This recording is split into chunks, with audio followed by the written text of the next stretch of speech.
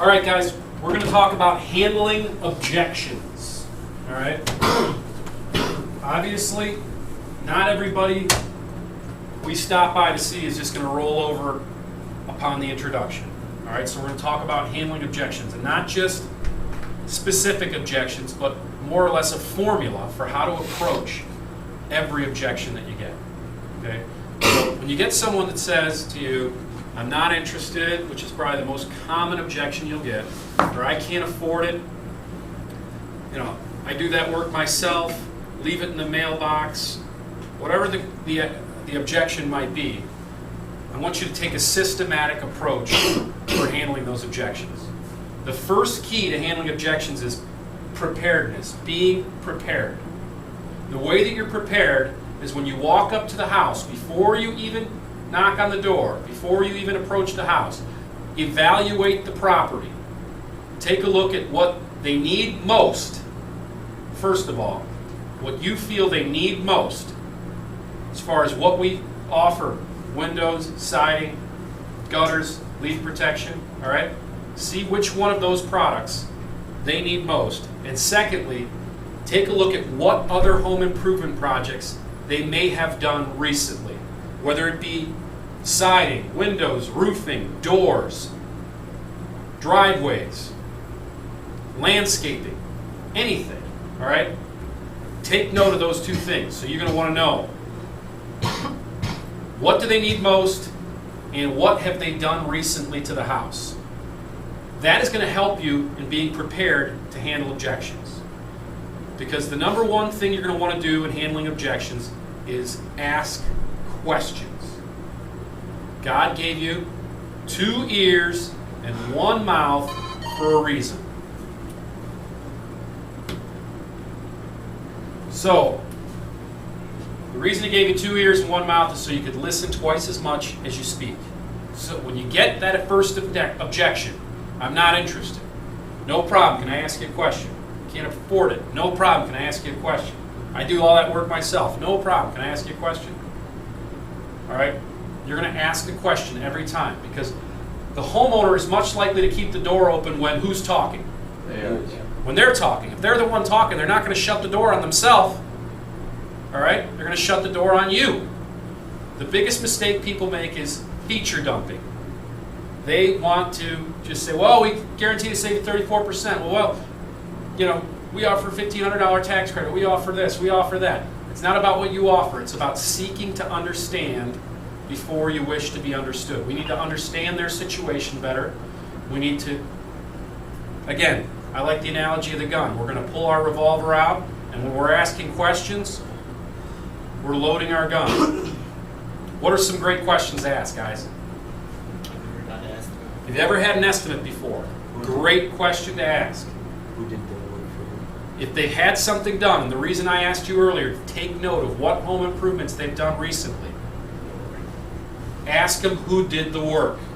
Are they satisfied? Ask them if they're satisfied with it.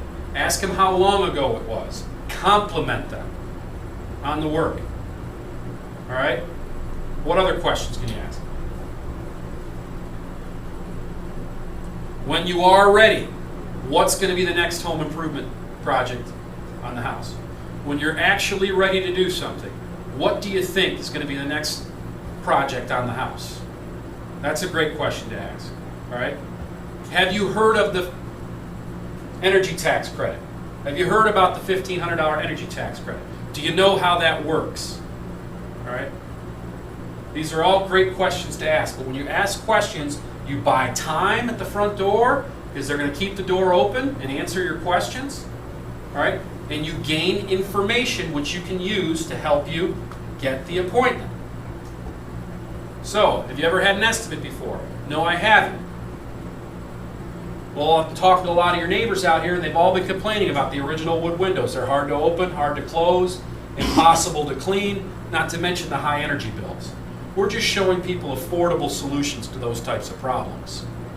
So with that in mind, usually around here in an evening like this, or is it daytime better? Close for the appointment. All right? No, I'm not. I can't afford it. No problem. Can I ask you a question? Have you ever considered doing 1 or 2 windows at a time? I hadn't really thought about it. Well, we have a great program where if you do a couple windows at a time, you can work your way around at your own pace. We'll freeze the price for up to 2 years down the road. You're going to beat out on inflation, work at your own pace, see the work done firsthand. With that in mind, what would be a good time to show you that program? Is an evening like this good, or is a daytime better for you? All right, we're going to give new information to make a new decision. People don't change their minds, they make new decisions based on new information. So if you offer up some new information about a program you offer, like doing a couple at a time, that's new information. So now you've earned the right to ask for the appointment again. Does that make sense? Yes. So every time we get an objection at the front door, it's no problem. Can I ask you a question? You ever had an estimate before? Have you heard about that new tax credit? Do you know how that works? And you go in and explain, well, it's $1,500 tax credit government's willing to give you for doing any energy efficient upgrades to the house. It's the best time to ever look into home improvements as a result. We're just showing people how that works. So with that in mind, are you usually around in the evening? Or is a weekend better for you? Go right back in for the appointment again. New information, give them the opportunity to make a new decision. So it's all about questions, guys. Questions, questions, questions. That'll keep them at the front door, and then offer new information, a new program, new information for them to make a new decision. So let's get up at the front door, and we're going to role play. And every single time when we ask, are evenings or daytimes better, I want you guys to offer up, not interested, can't afford it. All right? Those type of standard, typical objections. And I want you to respond to those objections with questions. No problem, I understand. You ever had an estimate before? And then you can roll right into your feel, felt, found.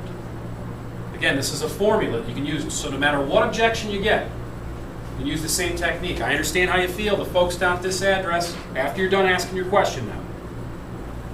I understand how you feel. The folks down at the address on the flyer, they felt the exact same way. After they spoke with us, they found out we have a great solution for that. With that in mind, are evenings or daytimes better for you? So it's question, feel, felt, found, ask for the appointment. Question, feel, felt, found, ask for the appointment. You guys got that formula? Let's do it. I'll go.